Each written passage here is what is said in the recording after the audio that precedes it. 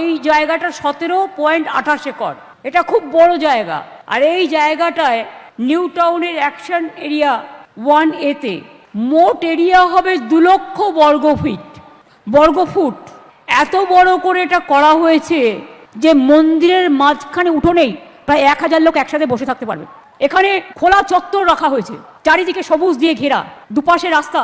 এই খোলা চত্বরের চারপাশ দিয়ে 20 ফিট চওড়া একটি ঘোড়ার পথ করা হচ্ছে। 1008টি স্তম্ভ তৈরি করা হচ্ছে এবং নকশা করা খিলান দিয়ে এই পথকে সুসজ্জিত করা হচ্ছে। মূল গর্ভগৃহ উচ্চতা হবে 54 মিটার। মন্দিরের শাস্ত্রীয় নিয়ম মেনে 108টি দেবদেবীর মূর্তি ও 64টি সিংহ মূর্তি বসানো হবে। মূল মণ্ডপ ছাড়াও এখানে সিংহদুয়ার, প্রদক্ষিণ পথ, পবিত্র কুণ্ডু এবং শিব, গণেশ, কার্তিক, লক্ষ্মী, সরস্বতীরও আলাদা আলাদা মণ্ডপ থাকবে। এছাড়াও থাকবে প্রসাদ তৈরির ঘর এবং একটি সাংস্কৃতিক মিউজিয়াম। পুরো চত্বরে 300টির বেশি গাছ লাগানো হবে, 1000টি ফুল গাছ লাগানো হবে। এটি একটি গোল্ড সার্টিফাইড গ্রিন বিল্ডিং হিসেবে তৈরি হচ্ছে। দুর্গা অঙ্গন সংস্কৃতি ও রিলিজিয়াস একটা ঐতিহ্য চর্চার আর প্রধান কেন্দ্র হিসেবে গড়ে উঠবে। আর এটা ওয়েস্ট বেঙ্গল গভর্নমেন্ট, যারা কিনা শুধুমাত্র সরকারি কোষাগারের টাকায় দীঘাতে একটা জগন্নাথ মন্দির বানিয়ে ফেললো, ঠিক আছে, যার বাজেট অ্যাপ্রক্স 250 কোটি টাকা। 2021 সাল থেকে এই মন্দিরের কাজ শুরু হয়েছিল এবং 2025-এ উদ্বোধন হলো অক্ষয় তৃতীয়া দিনে। দেন তারপর কি হলো, নিউ টাউনে দুর্গাঙ্গন তৈরি হচ্ছে। দুর্গাঙ্গন বলতে এখানে বিভিন্ন দেবদেবীর মন্দির থাকবে, নিয়মিত নাকি দুর্গা পুজো হবে, আলাদা আলাদাভাবে লক্ষ্মী, সরস্বতী, গণেশের মন্দির থাকবে, 108টা খিলান বিশিষ্ট, 1008টা খিলান বিশিষ্ট স্পেশাল করিডোর টাইপের থাকছে। মানে 17 একর জায়গাতে একটা বিশাল বড় প্রজেক্ট উঠছে ফর দ্য ট্যুরিজম পারপাস। আর এটা কিন্তু ওয়েস্ট বেঙ্গল ট্যুরিজম ডিপার্টমেন্টের আন্ডারে হচ্ছে। বাজেট ধরা হয়েছে 261 কোটি, আনঅফিসিয়ালি সেটা প্রায় 480 কোটি টাকা।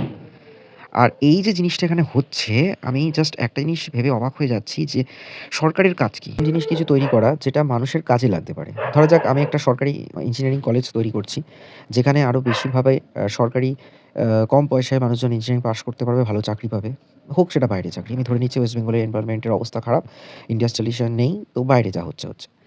তো সেরকমও হলো না, ভালো একটা সুপার স্পেশালিটি হসপিটাল বানানো যেতে পারতো। আজকে ধরুন উত্তর 24 পরগনার মধ্যে সাগর দত্ত হসপিটাল, যেটা এই ব্যারাকপুর বেল্টের মধ্যে একটা সবথেকে বড় হসপিটাল, বাট না আছে তার কার্ডিওলজি ডিপার্টমেন্ট, না আছে তার নেফ্রোলজি ডিপার্টমেন্ট। এই দুটো মেন ডিপার্টমেন্টই নেই। ইএনটির মতো একটা ডিপার্টমেন্টে একটা মাত্র প্রফেসর কাম এইচওডি রয়েছে। তাহলে অবস্থাটা ভাবুন, যে হসপিটালটা কেন্দ্রীয় সরকারের টাকায় কোভিডের টাইমে বেশ ভালো টাকা এলো, অথচ ইনফ্রাস্ট্রাকচার বলতে শুধু নীল সাদা বিল্ডিং তৈরি হলো, দ্যাটস ইট। না আছে ভালো ইকুইপমেন্টস, না আছে ভালো ডাক্তার। যারা এখান থেকে পড়াশোনা করে বেরোচ্ছে, মানে অ্যাটলিস্ট এমবিবিএসটা করে বেরোচ্ছে, তারা হাতে কলমে কতটা শিখছে আই ডোন্ট নো। মানে ইন্ডিয়ান মেডিকেল সায়েন্স বা ন্যাশনাল মেডিকেল সায়েন্সের যে সিলেবাস আছে, সেটা প্রপারলি এখানে পড়ানো হয় কিনা সেটাই আমি জানি না।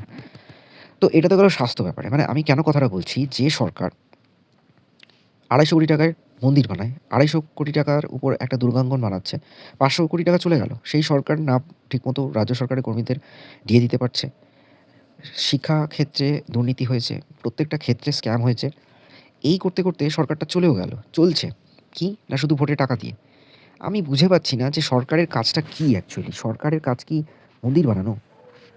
সরকার এমন কিছু করে যাবে, এমন কিছু প্রজেক্ট করে দিয়ে যাবে, যেগুলো মানুষের পরবর্তী 10 বছর, 50 বছর মানুষ সেটা থেকে বেনিফিট পাবে।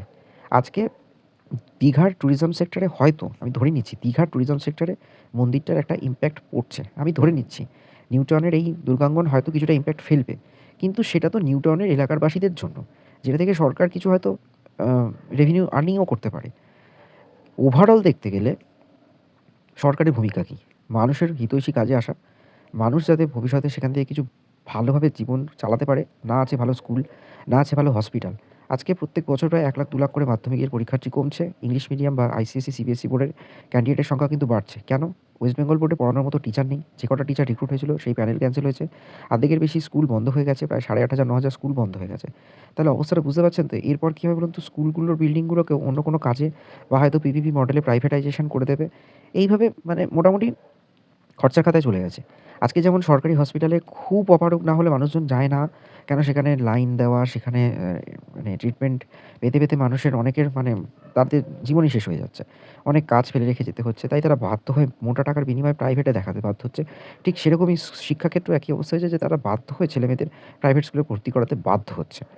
তার মানে আল্টিমেটলি একটা সরকারের যে মুখ্য উদ্দেশ্য যে ফ্রিতে মানুষকে শিক্ষা আর চিকিৎসার পরিষেবা দেবে, সেটা দিতেই কিন্তু এই সরকার ব্যর্থ। উল্টে ৫০০ কোটি টাকাতে তারা একটা জগন্নাথ মন্দির দুর্গাঙ্গন বানাচ্ছে। দুর্গাঙ্গন বানানোর ক্ষেত্রে আবার কী আছে? ফার্স্টে বানানোর কথা ছিল নিউ টাউনের ইকো পার্কের কাছে। কিন্তু সেখানে ৪ কোটি টাকা দিয়ে নিচু জমি ভরাট করার পরেও সংখ্যালঘু সম্প্রদায়ের কিছু অবজেকশনের জন্য সেটা শিফট করে চলে গেল অ্যাক্সিস মলের কাছে। অর্থাৎ রবীন্দ্র তীর্থ বা নারকেলবাগান মোড় ক্রস করে যখন যেটা অ্যাক্সিস মলের দিকে যাচ্ছে, ওই রাস্তাটার দিকে কিন্তু এটা তৈরি হবে দুর্গাঙ্গন। এবং সেখানের যে ইনঅগারেশন প্রসেস ছিল, সেই দিনকে মানে চটজলদি ওই জায়গাটা সিলেক্ট করে সেখানে তৈরি করার জন্য যে ইনঅগারেশন ছিল, তাতেই নাকি খরচ হয়ে গেছে প্রায় আনুমানিক ১৪ কোটি টাকার কাছাকাছি। মানে ওই অনুষ্ঠানটা সেদিনকে কন্ডাক্ট করতেই ১৪ কোটি টাকা খরচ হয়েছে। মানে সরকারের টাকার অভাব নেই, যা বুঝতে পারছি। আর নয়তোবা Asian development bank, world bank বিভিন্ন জায়গা থেকে যত ব্যাংক থেকে লোন নিয়ে যেভাবে সরকারটা চলছে, এই সরকার যাওয়ার পর যে কত টাকা বোঝা রেখে দিয়ে যাবে তা ঈশ্বর জানে। আজকে সিপিএমকে নিয়ে তো বহু মানুষজন বহু কথা বলেছে। আমি মেনে নিলাম যে সিপিএম মানুষকে মানে একেবারে সে হিংসার রাজনীতি করেছে। কিন্তু এই সরকার, মাটি মানুষের সরকার যেভাবে আস্তে পুরো সিস্টেমগুলোকে খেয়ে ফেলেছে, আমি বুঝতে পারছি না যে এরপর কী হবে, ভবিষ্যৎ কী হবে?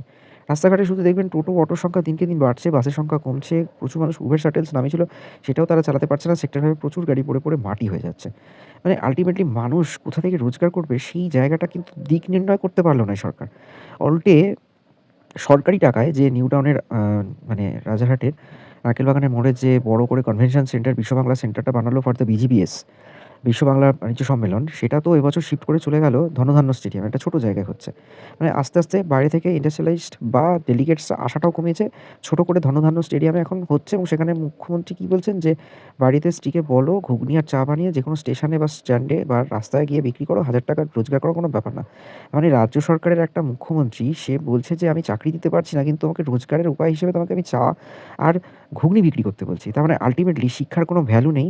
মানুষের যে হোয়াইট কলার জব, যে স্ট্যান্ডার্ড, যে মিনিমাম একটা মানুষ ভালো না ভাবে যে একটা চাকরি করব, একটা ভালো কিছু করব, সেই পথে মানে কোনো আলো দেখাতে না পেরে তাকে বলছে কখনো বালিশ বানাও, কখনো বলছে চা বিক্রি করো, কখনো বলছে ঘুগনি বিক্রি করো।